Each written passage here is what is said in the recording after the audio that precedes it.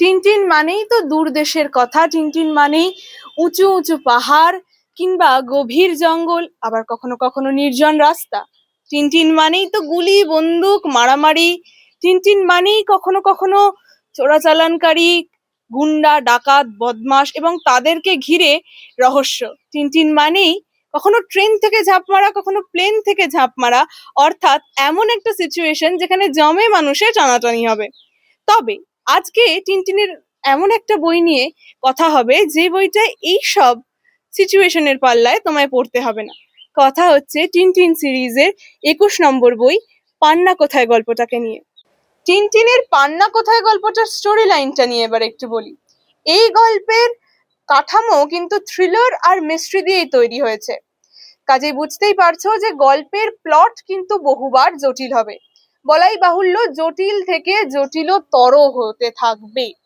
তবে কি ভাবছো, এই কঠিন প্লটের মধ্যে রুদ্ধশ্বাস সিনের মাঝখানে নিজেকে হারিয়ে ফেলবে, দম বন্ধ হয়ে আসবে? না, এই গল্পে অসংখ্য আছে কমিক রিলিফ, যারা কিন্তু এইরকম সিচুয়েশনে ম্যাজিকের মতো কাজ করে। অর্থাৎ ফুল অন কমেডি আর রুদ্ধশ্বাস মিস্ট্রির মধ্যে একটা সুন্দর মেলবন্ধন কিন্তু পান্না কোথায় গল্পটার মধ্যে লক্ষ্য করতে পারবে। এবার আসি টিনটিন সিরিজের পান্না কোথায় বইটার মধ্যে চরিত্রগুলো ঠিক কেমন ভাবে আছে সেই সম্বন্ধে একটা ধারণা তোমাদেরকে শেয়ার করতে।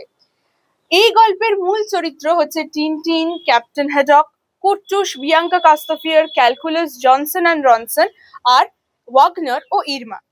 এই গল্পের মানে বেশিরভাগ চরিত্রদের সঙ্গে কিন্তু দেখা তোমাদের আগেও হয়েছে টিনটিন সিরিজের বাকি বইগুলোতে। তবে এই চরিত্রগুলো এই গল্পের প্রেজেন্সটা কিন্তু খুব ইম্পর্টেন্ট, কারণ এই গল্পে এরা এমন ভাবেই সাজানো আছে যে রুদ্ধশ্বাস মিস্ট্রির সঙ্গে কমেডির যে ব্যালেন্সটা এই গল্পে লক্ষ্য করেছো, সেগুলো কিন্তু এই চরিত্রগুলোর প্লটিংটার জন্যই সম্ভব হয়েছে। কাজেই এই চরিত্রগুলোর ইম্পর্টেন্স কিন্তু স্টোরি লাইনের ওপরে ম্যাসিভ। এবার আসি যে এই যে ব্যালেন্সটা, এই ব্যালেন্সটা ঠিক কিরকম। মানে টিনটিনের যেমন স্থিরতা, গাম্ভীর্য, চারিত্রিক দৃঢ়তা আছে, তার সঙ্গে সঙ্গেই আছে ক্যাপ্টেন হ্যাডক, বিয়াঙ্কা কাস্তফিয়ার, ক্যালকুলাসের বোকা বোকা কার্যকলাপ, মজার মজার কথা, যা একসঙ্গে মিলিয়ে একটা দারুণ স্টোরি লাইনের সৃষ্টি করেছে, যেটা আমার ভাষায় আমি বলি কামনেস আর ম্যাডনেসের কম্বো। আর এই কম্বো কিন্তু এইবারে এই বইতেও আগের থেকেও আরো ভালোভাবে ধরা পড়েছে। এইবার তোমাদের যেটা আমি বলি সেটা হচ্ছে এই গল্পের মধ্যে ইউনিক কি আছে। এই গল্পের মধ্যে অনেক কিছু ইউনিক আছে, তার মধ্যে সব থেকে বেশি ইম্পর্টেন্ট হচ্ছে টিনটিন অ্যাজ এ ডিটেকটিভ এই বইতে ধরা পড়েছে। মানে টিনটিন কিন্তু একটা প্রাইভেট ইনভেস্টিগেটরের মতো কাজ করছে, রাদার দ্যান অ্যাডভেঞ্চার। এই গল্পে অ্যাডভেঞ্চার নেই বললেই চলে, কারণ মিস্ট্রি কিন্তু মার্লিন স্পাইকের চার দেওয়ালের মধ্যেই বন্দি। এবার আসি এর আরেকটা ইউনিক ক্যারেক্টার এই গল্পে, সেটা হচ্ছে এই গল্পে ইন্ট্রোডাক্টরি পার্ট আর কনক্লুশন পার্টটা এমনই খাপে খাপে বসে গেছে চরিত্রদের সঙ্গে যে একটা সুন্দর অ্যাটমসফিয়ার তৈরি হয়েছে বইটার মধ্যে। মানে বইটা শুরু এবং শেষটা বুঝতে কোনো জটিলতাই সৃষ্টি হবে না। এবার আসি আমার সেই পয়েন্ট যেটা কিন্তু খুব ইম্পর্টেন্ট, যেটাই কিন্তু বাকি বুক রিভিউ এর সঙ্গে এই বই বন্ধু অদ্রিজার বুক রিভিউকে আলাদা করে, সেটা হচ্ছে এসেন্স নষ্ট না করে। এই পয়েন্টে আমি তোমাদের আমার পার্সোনাল কিছু এক্সপিরিয়েন্স বলি।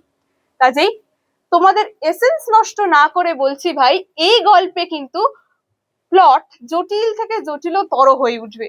কাজেই গল্পের শেষে ক্লাইম্যাক্সের সময় খেই হারিয়ে যাওয়ার প্রচুর সম্ভাবনা।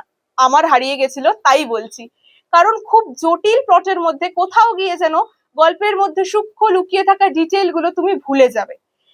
তবে এই সিচুয়েশনে বই বন্ধু অদ্রিজা কিন্তু তোমায় কোনো হেল্প করতে পারছে না, তবে একটা টিপস দিতে পারে যে বইটা পড়ার সময় একদম চোখ কান খুলে রাখো, যাতে কোনো রকম পরিস্থিতিতেই গল্পের ছোট্ট ছোট্ট ডিটেইল গুলো তোমার চোখ না এড়ায়।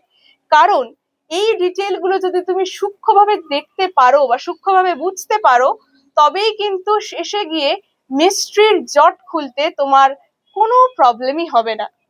আর বই বন্ধু অদ্রিজার যদি তুমি সাবস্ক্রাইবার বা ফলোয়ার হও, তাহলেও তুমি চোখ কান খুলে রাখো, যাতে বই বন্ধু অদ্রিজার আর কোনো বুক রিভিউ এর ভিডিও তোমার মিস না যায়। Make sure you in a book form stage live. দেখা হচ্ছে 22 নম্বর এপিসোডে।